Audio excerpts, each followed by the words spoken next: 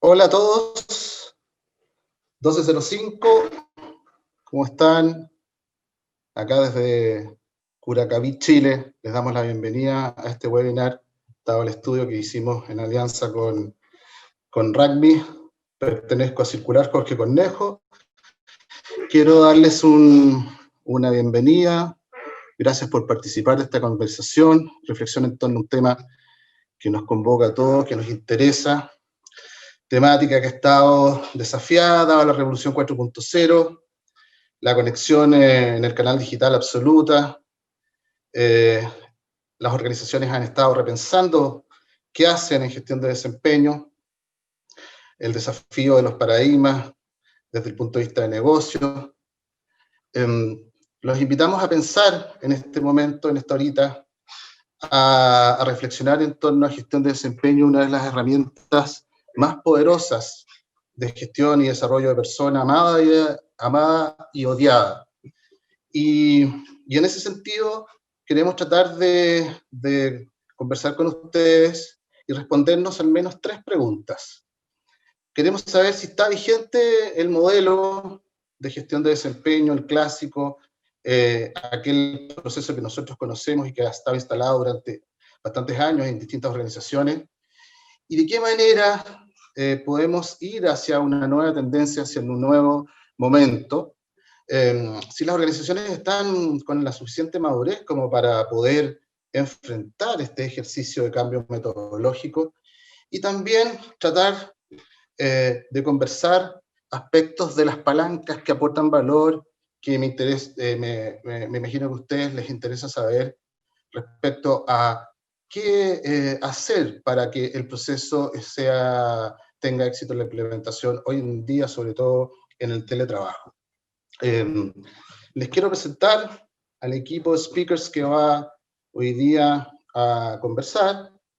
Mi nombre es Jorge Cornejo, años en gestión de desempeño, viejo lobo de este proceso. He estado en diferentes momentos, en dificultades, en procesos de éxito, por lo tanto tenemos mucha experiencia y vamos a tratar ahora de conversar respecto a eso.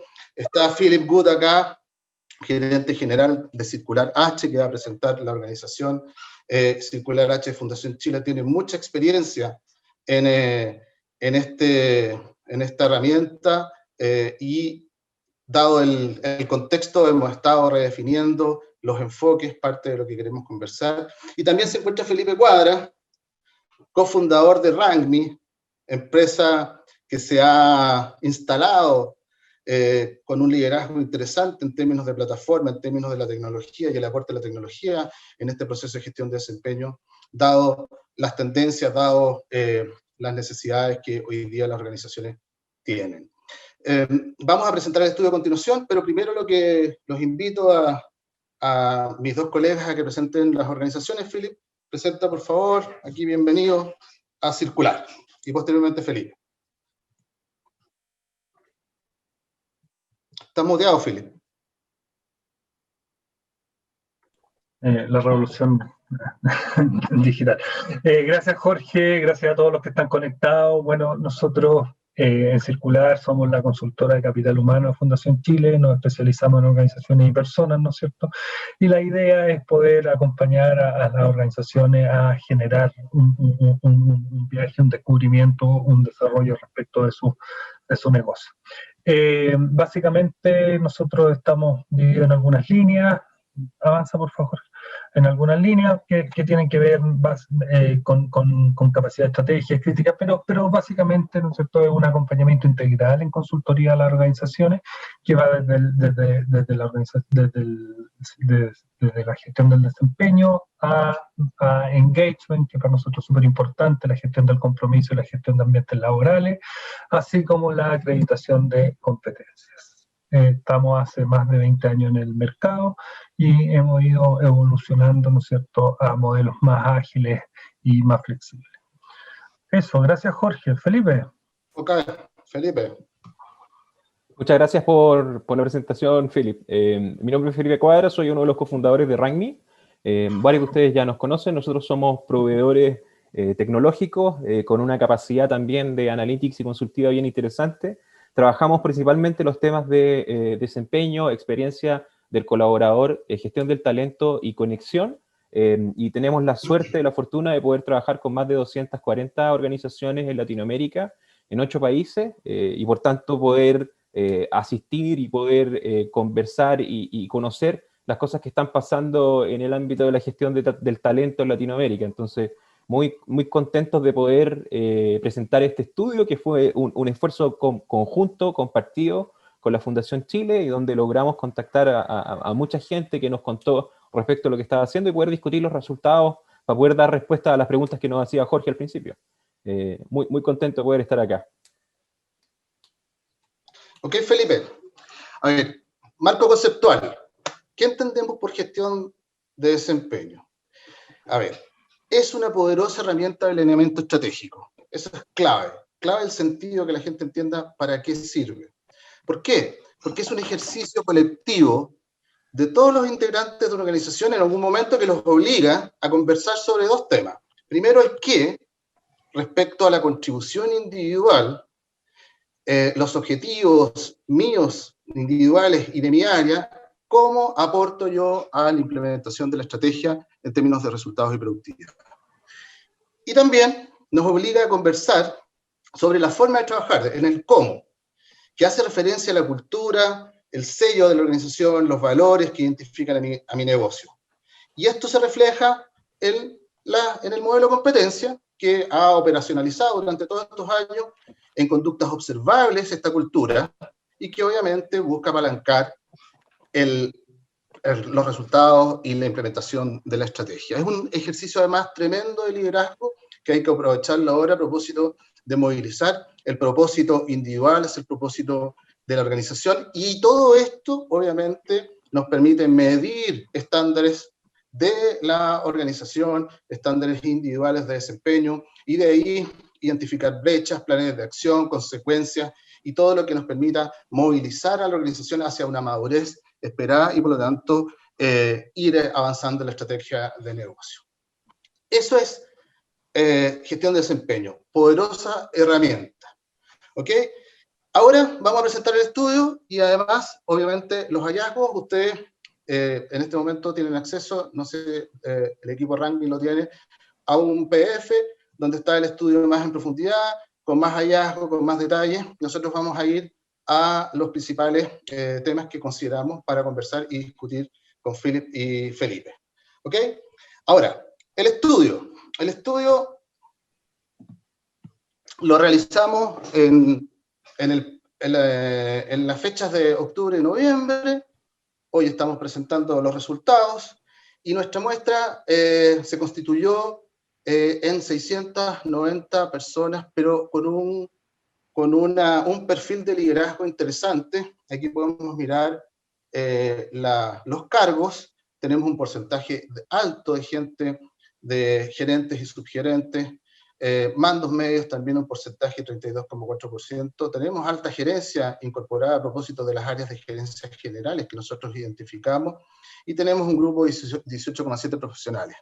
Todo esto con una participación de áreas principalmente de gestión de personas, de desarrollo organizacional, de áreas que tienen que ver con el sistema de gestión de desempeño. Por lo tanto, su opinión para nosotros es súper clave, y evidentemente eso nos permite sentir que la representatividad de los datos están presentes. Las empresas como se distribuyen como lo ven ustedes, con un 47% de empresas hasta 599 personas, y de ahí se va distribuyendo hasta tener empresas grandes, que es lo que vamos a mirar a continuación. Y en términos de regiones, tenemos una participación de varios países de Latinoamérica. Nuestro objetivo, evidentemente, en el segundo estudio es ir ampliando las zonas geográficas para ir viendo mayor representatividad, pero de todas maneras aquí hay hartos datos interesantes. ¿Ok? Vamos al primer hallazgo. El primer hallazgo dentro del estudio es el siguiente. Hace referencia a las etapas más usadas, más frecuentemente implementadas en el ejercicio del proceso de gestión de desempeño. Y aparece feedback como la etapa más mencionada, más relevante de forma transversal. Aparece evaluación de fin de año, fijación de metas, que entendemos que son los pilares de los modelos de un proceso base de gestión de desempeño. Ahora, entendiendo que el anhelo de las organizaciones es instalar una cultura de feedback, y a propósito de las aplicaciones tecnológicas que permiten generar el feedback continuo, quiero preguntarle a mis colegas qué opinan respecto a este resultado, y además por qué se conecta esto o se conectará con la situación de teletrabajo y pandemia. Aquí abro la conversación, Felipe, no sé si tú querés partir. Sí, bueno, este es un resultado que es bien interesante y es bien consistente con otros estudios que se han hecho en Latinoamérica, como de lo importante que es el feedback en la construcción de estos procesos. Cuando nosotros nos toca implementar procesos de evaluación de desempeño, frecuentemente nos dicen que uno de los objetivos más importantes es generar estas conversaciones de desempeño entre los colaboradores, entre los jefes y sus equipos. Y por otro lado también nos encontramos con que hay cosas que se pueden hacer, y esto yo creo que es bien interesante, dentro del diseño de un proceso de evaluación de desempeño que te pueden hacer más probable este feedback, porque acá los datos lo que nos dicen es que el 80% encuentra que es relevante y tiene que tener feedback el proceso de evaluación de desempeño, pero si tú vas a esas empresas que te dijeron que el 80%, ese 80% que te dijeron que les interesaba el feedback, y les preguntas cuánto feedback realmente hay en tus organizaciones, en general te encuentras con que es poco. Entonces hay un dato como complementario a este, como que a todos nos importa, pero todos también sentimos que podríamos hacer mucho más feedback dentro de nuestras organizaciones. Yo creo que hay un tema importante acá que hemos descubierto nosotros con la experiencia de implementar cientos de procesos de evaluación de desempeño, que es que cuando tú estás diseñando el proceso, tú puedes tener instancias o pasos en tu proceso que aumentan o disminuyen la probabilidad de que este feedback ocurra. Ejemplo clásico de esto es la calibración, que ahí vemos que el 46,2% incluye algún tipo de calibración. La calibración, por ejemplo, es algo que nosotros sabemos que dificulta el feedback o al menos lo atrasa un poquito.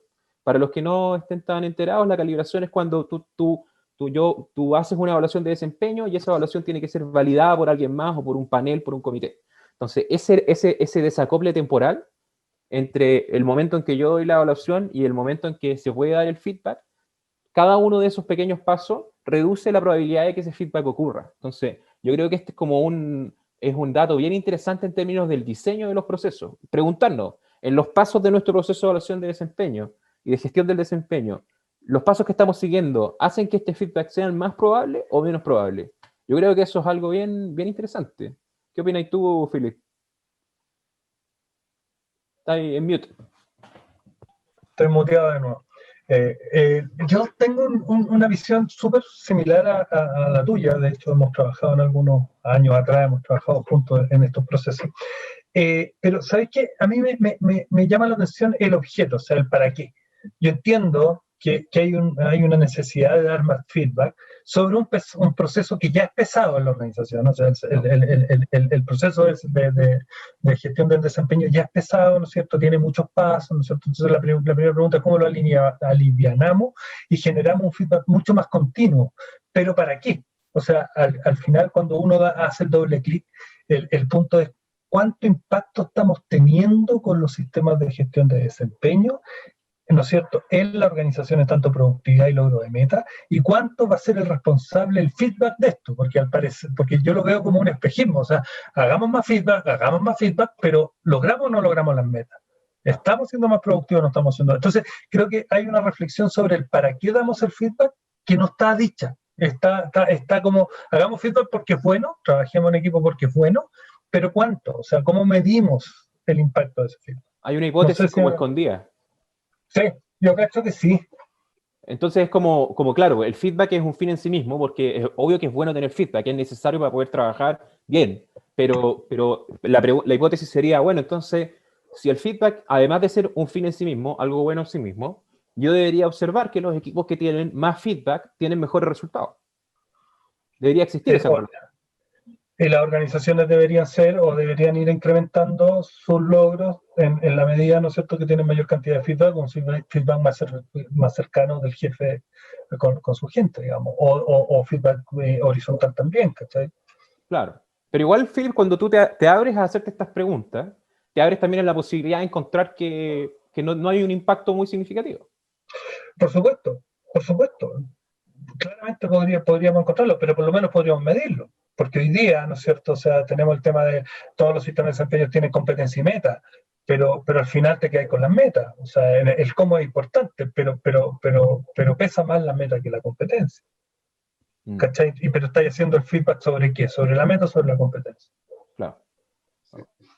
Ok, yo tengo también mi opinión respecto a eso. Yo creo que hay algunas palancas que pueden hacer que el feedback tenga más potencia y no solamente frecuencia. Por ejemplo, el entrenamiento de los líderes es clave. Mi experiencia cuando trabajo con líderes de entrenamiento de feedback, veo hartas brechas y por lo tanto el ejercicio, hay una conducta bastante evitativa, porque mejor lo operativo, el negocio, y después converso con las personas.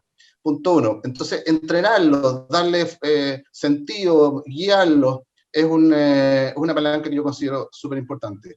Otro elemento que considero importante es que hay que instalar un formato de feedback distinto, porque el feedback descendente ha sido por muchos años el clásico, pero nosotros ya en este momento tenemos que instalar una conversación más significativa, más horizontal, donde el líder escuche más, donde el líder tenga también, reconozca aspectos que tienen que ver con el aporte al desempeño del colaborador, y el colaborador a su vez se comprometa también. Y tercero, yo creo que hay un elemento que ha aportado harto y como recomendaciones y que se instala en las plataformas desde el punto de vista tecnológico, es que la encuesta final, que cuando se hace el proceso de feedback, cuando se le pregunta a los colaboradores, en general hemos visto que los colaboradores validan y consideran que el feedback ha sido positivo, el feedback formal. Pero por eso la encuesta también hay que mostrársela a los líderes, para que ellos también le den el valor y el aporte de este ejercicio, de este momento. Sí. Ok, ¿alguna otra reflexión? Sí, vamos a ver más adelante el tema de las metas, pero a mí también me llama la atención que las metas estén casi tan populares como las competencias. Yo creo que eso no era así hace 10 años. Sí, veamos la siguiente hallazgo. Vamos. A ver, resultado. ¿Qué suelen evaluar ustedes, opinantes, en los procesos de desempeño? Y la gran mayoría, el 74,5%, responde competencias y metas. Las competencias, en general, han estado siempre bajo el paraguas de la evaluación, y por lo tanto, no es raro pensar en eso. Sin embargo, quiero preguntarles a propósito de las metas, porque las metas en sí siempre han estado como con un proceso también como de cuestionamiento. Se demora el cascadeo, los objetivos estratégicos no están, los líderes les cuesta construir metas a propósito de áreas de negocio que no tienen KPIs. Después hay un ajuste a mitad de año porque la meta no se puede cumplir. Imagínense en este momento que hay demasiada incertidumbre en que todo cambia. Por lo tanto, o también definir las metas de cumplimiento. ¿Por qué se insiste en que las metas hay que evaluarlas? ¿Y será quizás el énfasis en la necesidad de aportar a la productividad, dado este momento de incertidumbre en los negocios y economía de recesión?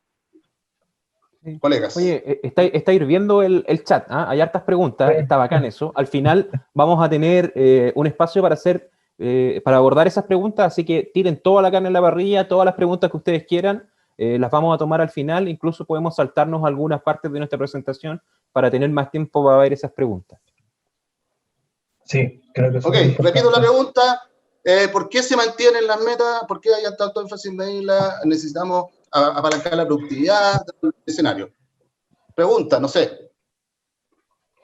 O sea, yo creo que la tendencia de tener un sistema de gestión de desempeño con mixto, competencia y meta, viene del año 2000 más o menos, que se ha ido depurando.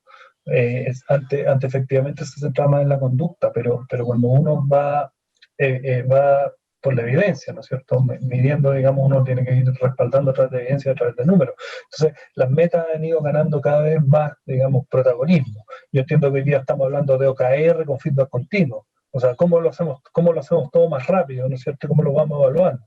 El tema es cómo aclaramos expectativas. Ese es el punto. Y tenemos claridad en lo que estamos evaluando paso a paso. Pero yo creo que esta es una tendencia que quedó para quedarse. El tema de los modelos de competencia son importantes, pero creo que tenemos que integrar las competencias 4.0. Yo entiendo que los digitales, entiendo que lo vamos a ver, pero creo que requerimos modelos de competencia. Yo me acuerdo por ahí cuando partimos el año 2000, un poquito antes, con las competencias, los modelos de ciento y tantas competencias. Hoy día estamos hablando de competencias de 5 o 8 competencias por organización y estamos. Pero se ha ido alivianando el tema de la competencia y el tema de la meta ha ido ganando terreno. Yo creo que esto tiene que ser en conjunto, pero efectivamente las competencias tienen que impactar al negocio. O sea, hay que lograr un alineamiento entre conducta y meta, ¿no es cierto?, que impacten los resultados. No sé cómo lo ve Felipe, pero... O sea, mira, dos cosas, como que estaba pensando como en la historia de los procesos de evaluación de desempeño, que a mí me gusta la parte ñoña de todo esto. Entonces, los procesos de evaluación de desempeño partieron en los años 20. Imagínate como en la fábrica de autos donde estaba el tipo metiéndole las ruedas, y en esa condición es re fácil poner metas. Decir, ok, tú pones, no sé, una rueda cada 5 minutos, por tanto, y descansáis tanto tiempo en tu turno, por tanto, tu meta diaria es poner 60 ruedas en los autos. Y en la medida que el trabajo se ha ido haciendo cada vez menos como más ambiguo, con objetivos que son más abstractos, esas metas, yo creo que se han ido cuestionando. Y de repente, como en los 70, aparecen los gallos que dicen, ¿sabéis qué más? No evaluemos más metas, centrémonos en las competencias, centrémonos en el cómo las personas están haciendo las cosas. Tenía Henry Mintzberg ahí hablando de la estandarización de criterios, un montón de cosas interesantes, y como que el péndulo se fue para el otro lado, de una cosa súper objetiva, a 70, 80, 90, 2000, con una cosa muy centrada en competencias, como tú decías, Philip, con modelos de competencia ultra pesados y extensivos, donde se hacían análisis de cargos, se buscaba describir absolutamente todo, y termináis con unos mamotretos gigantes que eran realmente muy atemorizantes para la gente que participaba, y eso se ha ido, ahora el péndulo como que va para el otro lado, como que está al medio, pero yendo hacia las metas, en el sentido de buscar cosas más objetivas. Yo creo que el desafío acá son dos, como desde el punto de vista de la implementación. El primer objetivo es la cadencia, o sea, cada cuánto tiempo vas a medir y evaluar estas competencias y estas metas, y especialmente las metas, porque evaluar competencias 3 veces en el año es sencillo, porque son las mismas competencias, pero evaluar metas 3 o 4 veces en el año es un quebradero de cabeza para muchas organizaciones. Y por otro lado, es como no olvidarse para qué estamos haciendo la evaluación de desempeño.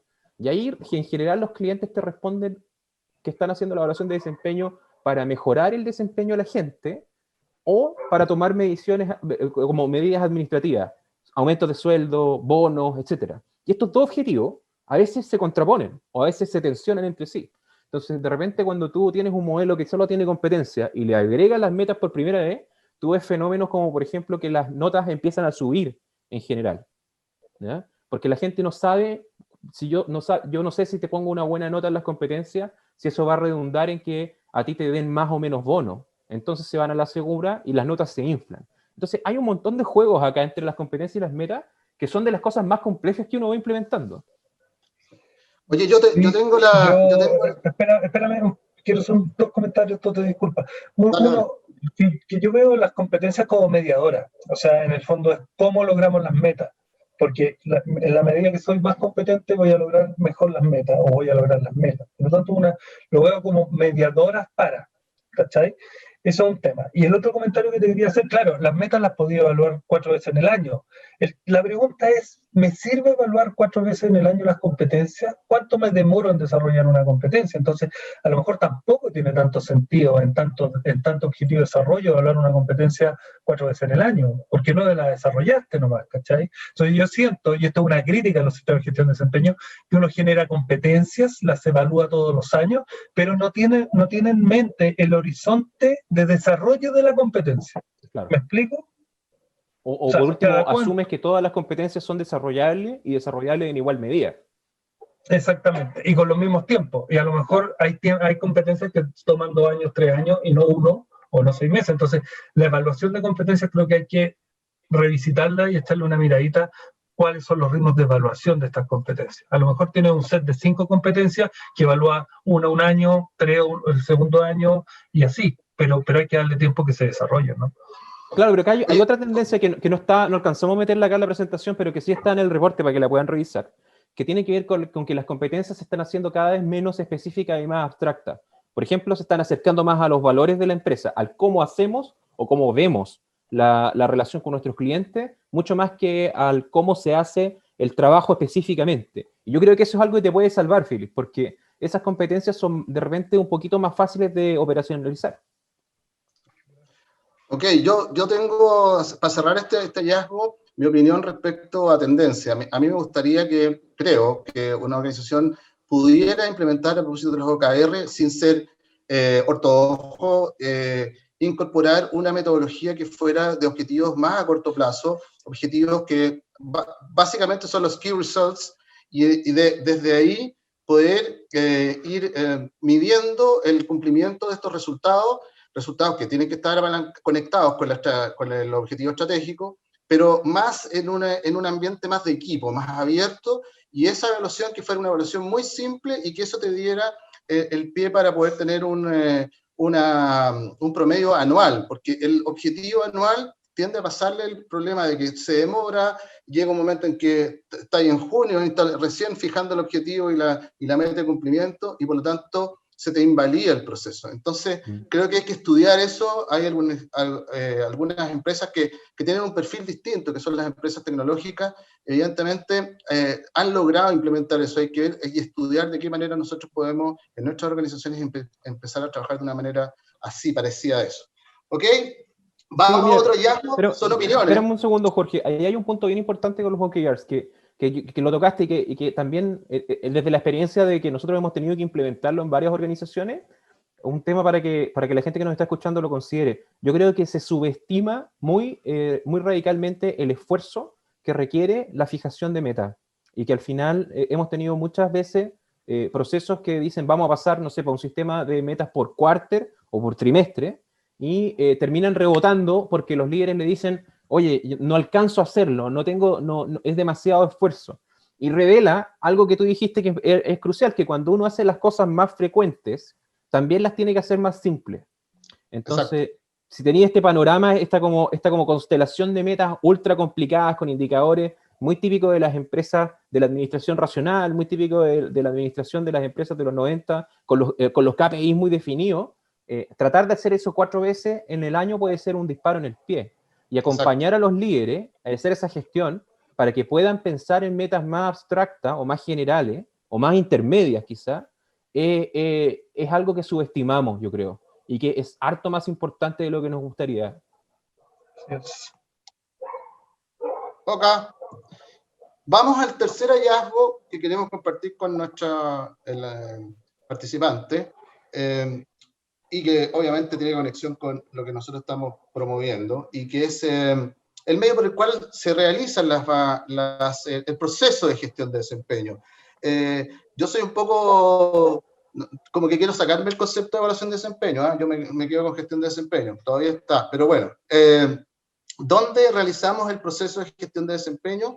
La tecnología llegó para quedarse, y lo que están comentándonos nuestros opinantes es que el lugar o la herramienta por la cual se realiza el sistema o el proceso de gestión de desempeño es una plataforma digital integrada que integra toda la gestión en sí.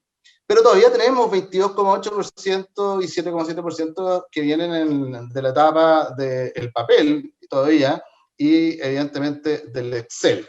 Esta evolución y esta mutación todavía está en proceso, pero de todas maneras es un elemento interesante de analizar. Tenemos casi un 70% que ya tiene plataforma. Entonces, la pregunta que le hago a mis colegas es ¿cómo debería moverse esta aguja en los próximos años a propósito de la pandemia? ¿Cuál es el aporte de estas aplicaciones, plataformas en el proceso? Porque yo tengo clientes que todavía me preguntan a propósito de presupuesto, me preguntan, oye, ¿cuál es el aporte de valor de tener una plataforma? Entonces, abro la discusión, estimados.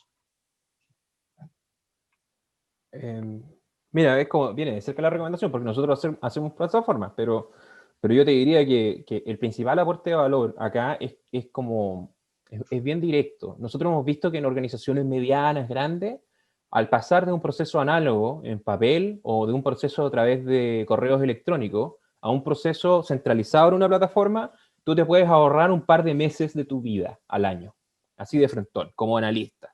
O sea, hay un tema ahí de optimización de los tiempos que es muy importante, y es algo que nosotros hemos venido remarcando hace mucho tiempo, porque lo que les decimos a nuestros clientes es que tomen ese tiempo que se dedican a gestionar el proceso, a que el proceso simplemente ocurra, e inviértanlo en hacer cambios en su organización, en usar esa información para hacer cambios en su organización, para validar el modelo, para acompañar a los líderes, para preguntarse, oye, ¿por qué este jefe hizo 3 planes de acción por persona y este otro jefe no hizo ninguno? ¿Qué está pasando en este equipo? A lo mejor no sabe cómo hacerlo, a lo mejor no tiene claro que lo tiene que hacer. Entonces, hay un tema acá de generar un ahorro en energía y en tiempo que tú puedes reinvertir en algo que es mucho más efectivo que simplemente medir. O sea, no sacáis nada con medirte, si es que no vaya a hacer alguna intervención para después mejorar lo que estáis viendo. O si es que no te tomas el tiempo para validar que la balanza con la que te estáis pesando sea una balanza que esté correctamente calibrada, que estés midiendo lo que quieres medir. Yo me gustaría complementarte, Felipe. Yo creo que estoy totalmente de acuerdo contigo, pero creo que las plataformas cada vez van a ser más integradas.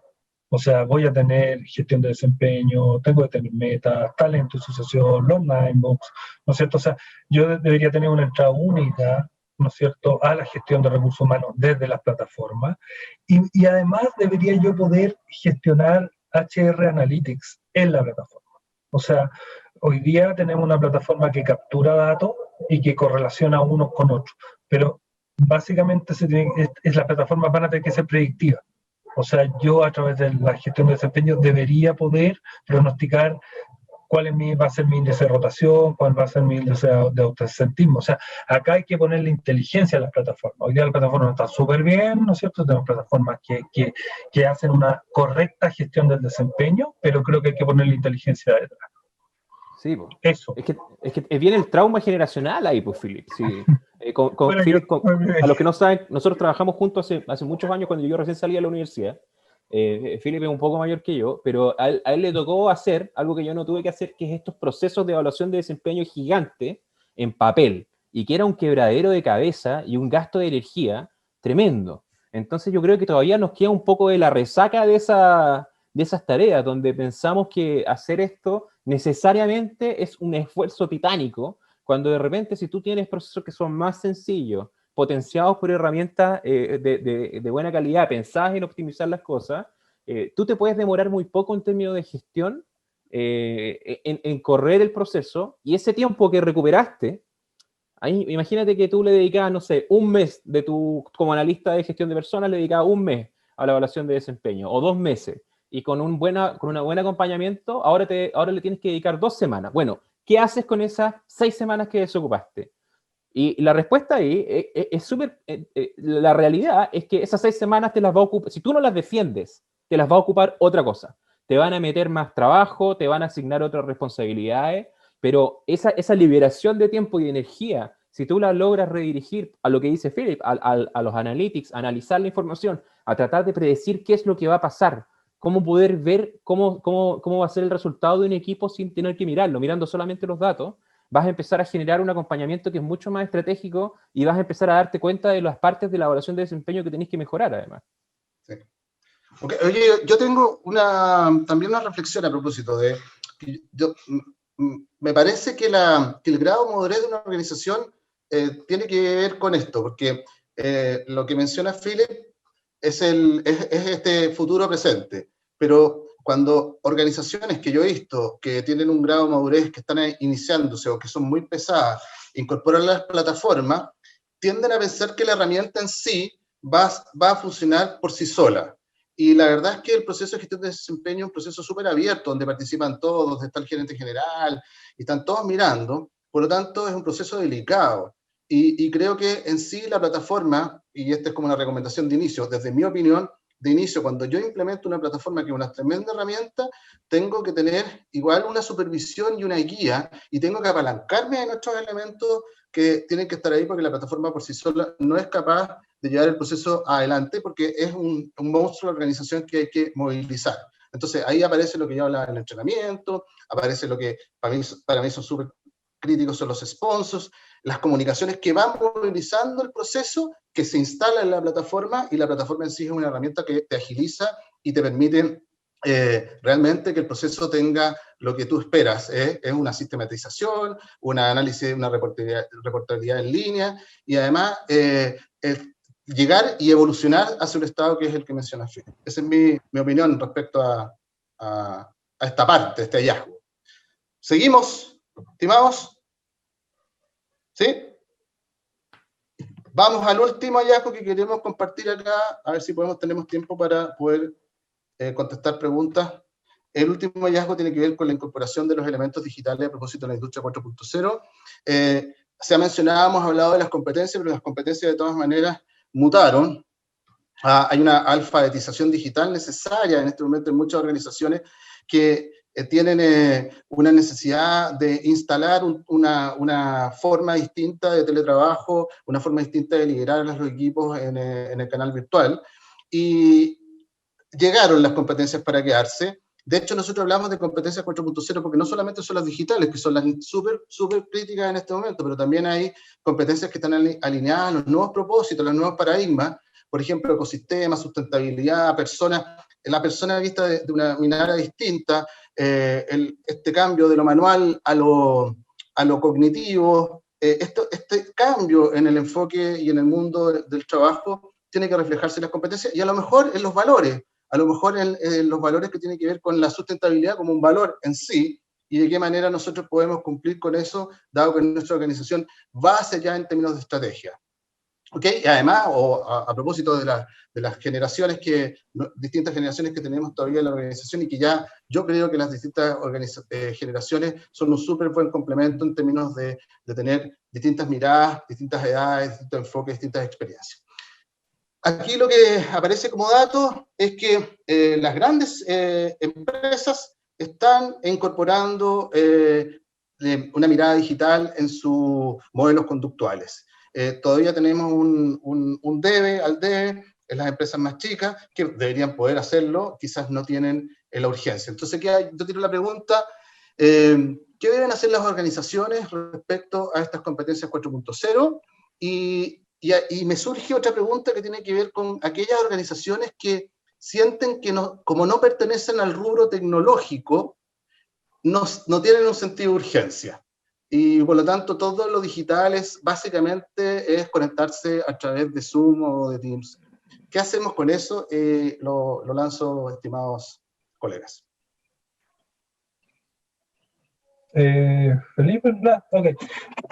Mira, lo que hemos estado trabajando hace más de un año en Fundación es el modelo de competencias digitales. Un poco las conclusiones que estamos llegando, que la competencia digital es parte conductual y es parte funcional. O sea, hay cosas funcionales que son más de saber hacer, manejar una tecnología, pero también tiene que ver un saber comportarse, un saber hacer respecto de la competencia conductual. Es así como, por ejemplo, googlear hoy día pasa a ser una competencia digital básica para todas las personas que se conectan a una red. Entonces, tal como tenemos competencias transversales, por ejemplo, si yo trabajo en el retail voy a tener orientación al cliente, si trabajo en una minera voy a tener excelencia en los procesos, ¿no es cierto? Que son competencias transversales que apalancan una opción estratégica, ¿no es cierto?, de un modelo de negocio. Entonces, hoy día lo que está pasando es que hay competencias digitales que son transversales, que es la seguridad, por ejemplo, en términos, hoy día yo me conecto con mi celular, pero me pueden hackear, o sea, aquí hay un tema de competencia digital, que está escrito por el País Vasco, ¿no es cierto?, en el catálogo del País Vasco. También está el tema de googlear, la etiqueta, pero hay otras competencias digitales que son más, ¿no es cierto?, específicas de algunos cargos que también son conductuales. O sea, por ejemplo, el tema del liderazgo de equipos virtuales, tenemos un tema, o sea, hoy día estamos todos trabajando con equipos, ¿no es cierto?, de manera virtual. Y eso pasa a ser una competencia digital, que entonces, ¿cómo la integramos? O sea, yo creo que por lo general las empresas grandes la llevan en tanto de implementar tecnología de tecnología de punta, pero, ¿no es cierto?, las empresas más pequeñas van a tener que implementar estas competencias digitales. Y luego tenemos las competencias funcionales que tienen que ver, ¿no es cierto?, con competencias mucho más técnicas de manejar una maquinaria como, no sé, pues, camiones autónomos, centros, salas integradas de operaciones que tienen que ver con competencias digitales, que son competencias mucho más técnicas y funcionales. Pero por eso creo que hay que empezar a implementar, creo que hay competencias transversales que se deberían, ¿no es cierto?, tener en todas las empresas. No sé cómo lo ve Felipe, yo hasta ahí voy, llevo como 1 año y medio estudiando este tema. Sí, o sea, mira, yo diría dos cosas, como una más táctica y una más estratégica. En lo táctico me llama la atención que sean las empresas más pequeñas las que no le estén poniendo el énfasis. Yo hubiera pensado que era distinto, que las empresas más pequeñas iban a ser las que más rápido se iban a adaptar integrando dentro de sus modelos los temas digitales, pero al parecer las empresas grandes, puede tener que ver con el volumen, con los tipos de herramientas que utilizan, son las que están preocupándose de que esto se mida, porque lo que se mide al final se mejora, y lo que no se mide no se mejora. Entonces hay algo ahí interesante, como de cómo nos ponemos cómo ponemos las prioridades. Ahora, uno también de repente podría decir que en esas empresas pequeñas a lo mejor hay empresas nuevas, tecnológicas, donde se da por sentado que las personas tienen estas competencias, lo que creo que es un error no forzado. O sea, en todas las empresas tú te puedes encontrar con que hay gente que necesita ayuda o con que al menos mapear es algo que te va a servir. Yo creo que no porque seas una startup tecnológica tú puedes asumir, por ejemplo, que evidentemente a lo mejor podéis asumir que todas las personas saben mandar un mail, pero mandar un buen mail, no necesariamente. Un mail que sea sintético, al grano y que elicite la acción de la persona, no necesariamente. O sea, hay que ir un poquito más allá de lo funcional, como decías tú, y hay cosas conductuales muy relevantes. Y lo otro respecto a lo que decía Jorge, del espectro como competitivo, de empresas que dicen, no, sabes que ya está bien, hay que saber tener videollamadas y qué rico, pero lo digital no es para nosotros. Bueno, lamento arruinarle la tarde a los que están en esas empresas, pero la realidad es medio indiferente a lo que uno crea que es importante o no. Y la realidad de las cosas es que dentro de tu rubro, si tú trabajas en un molino de harina, por decirte algo bien que podría ser como bien a la antigua, dentro de tu rubro, el competidor de al frente, si es capaz de integrar estos elementos digitales dentro de su flujo de trabajo, va a generar ventajas competitivas a las cuales tú no te vas a poder subir fácilmente. Entonces, puede ser que tú estés en un rubro muy anticuado o muy resistente al cambio. De todas maneras, por ejemplo, en ese rubro se puede implementar el teletrabajo. Se puede implementar el teletrabajo del personal de staff, del personal contable, de la gente que ve las compras, la venta, la facturación, los sistemas. Entonces, si esa empresa, la empresa del frente, logra implementar estos elementos digitales, va a poder, por ejemplo, acceder a mejor talento que tú. Porque tú vas a estar destinado a reclutar en los 50 kilómetros a la redonda de tu molino, y la otra persona va a poder reclutar en toda Latinoamérica. Y resulta que ahora personal contable de alta calidad es de mejor calidad y de menor precio en Argentina o en Perú que en Chile. Una cosa que es contingente al día de hoy, porque hay una escasez de ese talento en Chile, y el competidor que está al frente va a poder optar a ese pool de talento y tú no, y te va a sacar ventaja. Entonces, eso es lo que quiero decirles, como que esto es una tendencia que va más allá de lo que pasa dentro de una organización y va a empezar a generar diferencias entre las organizaciones que son ventajas competitivas difíciles de replicar. Ahora, Felipe, yo quisiera agregar, Jorge, quisiera agregar, nosotros hicimos un estudio de engagement y agotamiento en profesores, en términos de confinamiento COVID-19. Una de las conclusiones importantes era que los profesores que se sentían menos agotados y con más engagement eran los que habían recibido capacitación en las herramientas como Zoom o cómo hacer una clase virtual, donde el departamento de informática del colegio lo había apoyado. Por lo tanto, la competencia digital también tiene impacto en el engagement y el agotamiento de las personas. Y esto es extrapolable a las empresas.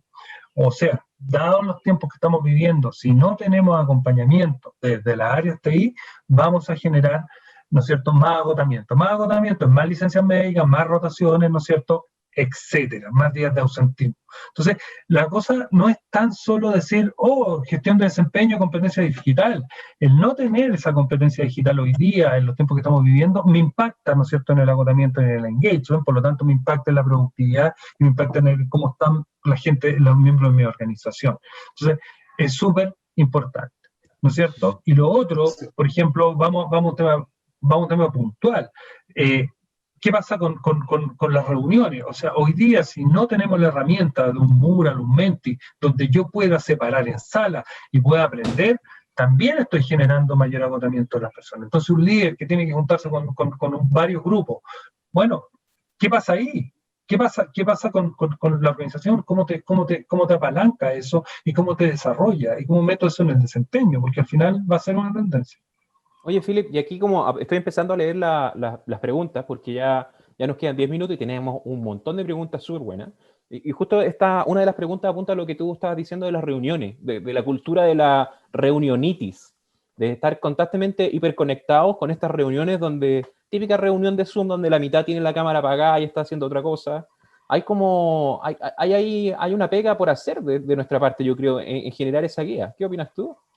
No, totalmente. O sea, yo creo que aquí hay un tema hay una norma, una etiqueta, ¿no es cierto? Normas de etiqueta respecto de cómo nos comportamos y que tiene que ver con una competencia. Cámaras prendidas, ¿no es cierto? Levantar la manito, saber separar al grupo en dos, en tres, en cuatro, saber poner los dos de votación, cómo genero, ¿no es cierto?, un dot voting. O sea, ¿cachai? Que el tema no es solo prender o apagar la cámara, es cómo manejo las herramientas, que ya son, entonces ya es una competencia digital, ¿no?